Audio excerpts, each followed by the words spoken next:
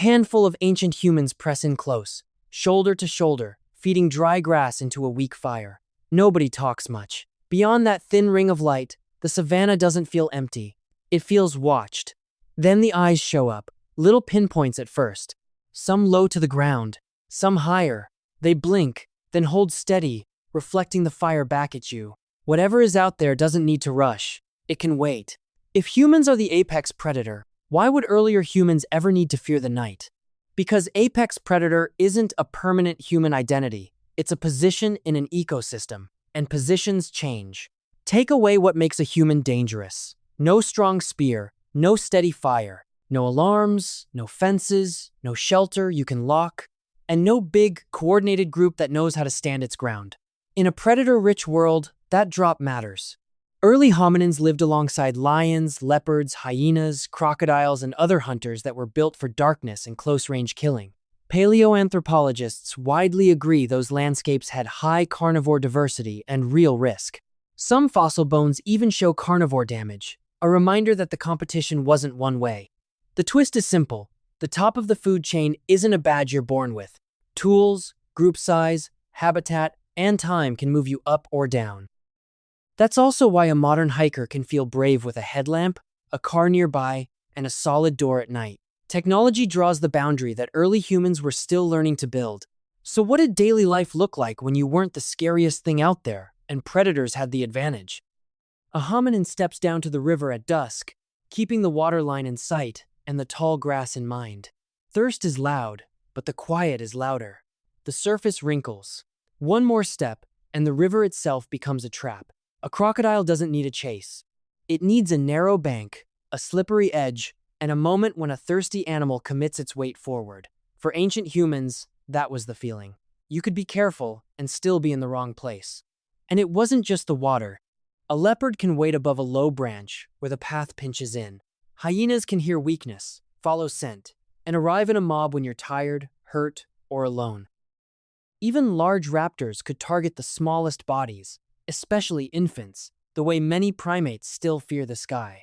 So what predators could realistically hunt or kill early humans? And why did the risk feel so constant? Big cats, hyenas, crocodiles, and other carnivores lived in the same predator-rich ecosystems, and they didn't need to attack every day. They only needed you exposed. The real danger zones were predictable: riverbanks, water crossings, tall grass, trails that funnel movement, sleep sites that can be approached quietly. Survival wasn't about being brave. It was about carrying a mental risk map of where and when you could be surprised. That's why modern predators still work the same choke points, and why wildlife advice sounds ancient. Don't go alone, avoid dusk and dawn, stay alert near water, make noise, keep the group tight. But how do we know this isn't just a scary story? What evidence suggests some hominins actually ended up as meals? A gloved hand nudges a dusty bone fragment in a lab tray. Light grazes the surface, and tiny pits and thin scratches pop out like a map you can feel with your eyes. This is Olduvai Gorge, but in the quiet, clinical afterlife of its fossils. And the question is simple: do we have physical proof that some early humans were eaten, or are we guessing? We do have physical traces. Some hominin remains from Olduvai show damage that matches what big carnivore teeth can do. Researchers have argued that in a few cases, the pattern fits consumption by a large cat, often discussed as leopard-like. That does not mean every early human was hunted that way. It means at least some individuals ended up inside the bite radius of something stronger. But the bone is not a video. It is an edited story. That edit is the taphonomy filter, and it's why tooth marks are tricky. A tooth pit can form when a predator kills and starts eating. The same pit can form when a carnivore finds a body already dead and scavenges. Teeth can mark bone during transport, when a carcass is dragged. A den can collect bones in one place that never belonged together in life. So scientists compare details. Tooth pits and scoring tend to have different shapes and internal textures than stone tool cut marks. Fracture patterns can hint at fresh breakage for marrow versus later cracking. The surrounding sediments and other animals in the deposit matter, because context can tell you if this was a living place, a water-transported mix, or a carnivore accumulation. That's why headlines saying scientists prove X8Y usually skip the real work. The evidence supports vulnerability, but the timeline has to be reconstructed, not announced. Even if ancient humans were sometimes prey, they were also eating meat. So, in a world ruled by bigger carnivores, how did they get it? Vultures start dropping in tight circles, and the smell hits first.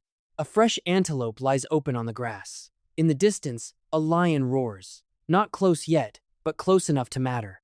Hyenas drift in like they own the place. A small group of ancient humans stays at the edge, still, watching everything. Then they move all at once. They sprint to the carcass with stone flakes already in hand. Hands work fast, slicing strips of meat free in seconds, not minutes. Heads keep snapping up, scanning for the first animal that will charge. How could early humans get calories from meat without being the strongest hunter on the landscape? They didn't need to win the whole carcass. They needed to win a small window of time. Speed mattered. A sharp flake could do what blunt teeth couldn't, strip flesh quickly before bigger mouths arrived. They went for easy gains first, then for the parts other animals often left behind.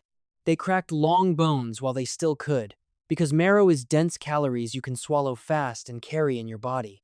Sometimes, they tried something riskier. If the group was big enough, they could make noise, rush forward together, and throw stones to make other scavengers hesitate. Not to dominate, just to buy minutes. This is risk-sensitive foraging. Meat wasn't only food. It was a time-limited, high-danger prize shaped by who showed up first and how well your group stayed coordinated. Archaeological patterning backs that up. Again and again, we find systematic butchery and marrow extraction, the kind of work you do when carcasses are worth the danger. The rules still exist in nature today, and humans still live by them too. We time risks for payoffs, from crossing a busy street to taking a dangerous job. If our bodies weren't built for killing like cats or hyenas, what exactly did humans have that let them keep coming back to these dangerous meals?